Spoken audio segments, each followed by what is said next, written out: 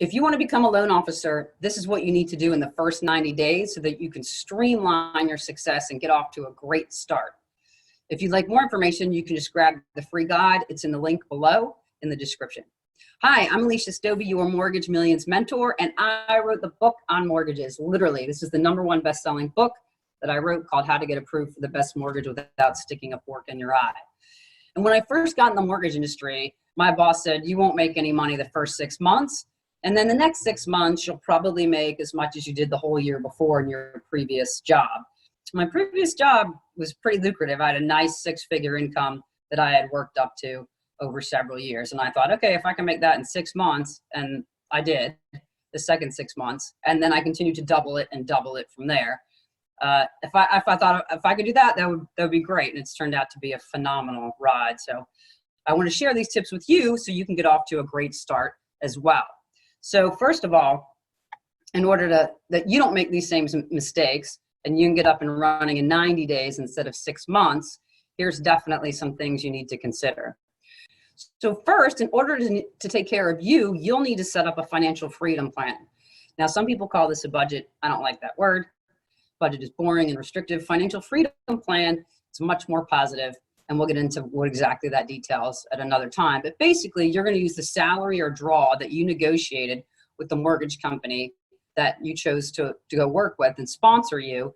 You want to make sure that you can pay your rent, your car payment, other expenses that you need, food, insurance, whatever else you need to take care of yourself, your family, for at least the first 3 to 6 months.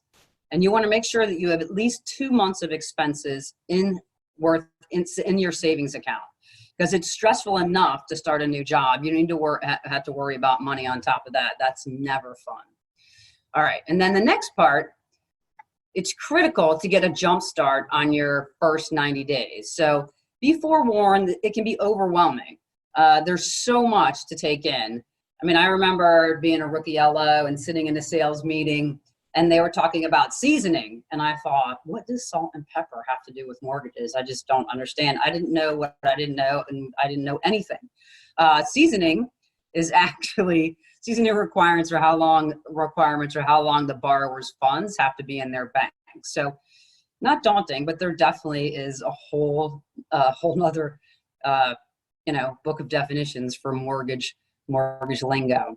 So anyway, in order to make this less daunting, you want to focus on one type of loan and work on that type until you feel comfortable with all the guidelines. I find that this is the simplest way to train junior LOs and loan partners. So instead of looking at how am I going to learn FHA, conventional, jumbo, VA, USDA, all these other loan types and all the overlays that go with them, and is it a primary residence or a second home? Just start with one and focus on that particular loan program and its guidelines for about 7 to 10 days.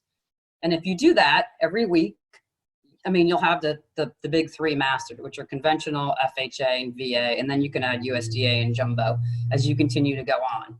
But if you do that, you'll have a working knowledge of the guidelines of that particular loan program, and it's a great way to start. So after you do that, then you want to network to build strategic partnerships. This will help you increase your income more quickly. So the obvious strategic partnerships are realtors. Everybody goes after realtors, and that's great, and realtors are great. They're definitely our bread and butter, without a doubt. However, don't limit yourself. If you don't know any realtors, we'll talk about ideas in other videos about how you can call on realtors, but don't limit yourself. Let's say you know a CPA or a certified financial planner or a life insurance agent or a real estate attorney or a divorce attorney or a builder or a general contractor, a property and casualty insurance agent, a relocation company. The sky's the limit. I mean, there are so many ancillary businesses that are tied into real estate. It's one of the main reasons that when real estate is down, the economy is down, because it drives so many other industries. So don't get limited to just realtors. Realtors are amazing and they're great strategic partners to have, but absolutely focus on building strategic partnerships and networking with these other professionals that can help you build your business. Next, plan your day to prioritize income generating activities. Focus on income producing activities daily. And for me, the easiest way to do that, and I find for other people that I coach and train as well, do it first thing in the morning. If you have to make 10, 20, 30, 40 calls, however many your number is, to 10 new certified financial planners, 10 realtors, and we'll talk about ways that you can get warm introductions in another video also. So do those first thing. It's not only to get it out of your way if that's not your favorite thing to do. And for me, those are usually warm calls, so I'm happy to make those calls. One of my friends used to call it a revenue ring when it was actually an inbound call. So, and we always love those revenue rings. So anyway, what you want to do is focus on those money-making activities. Make sure you plan for those in your day. Don't just think they're going to happen and then you get busy taking a loan application, which is great. That's money. But that's an activity that was created by an income-producing activity. So you want to make sure that you plan early in your day, usually first thing.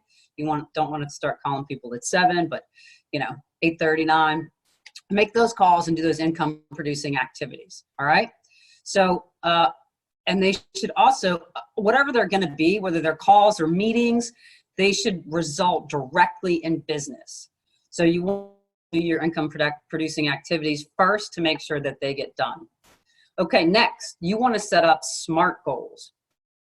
So SMART goals. SMART stands for specific, measurable, achievable, relevant, and time-based.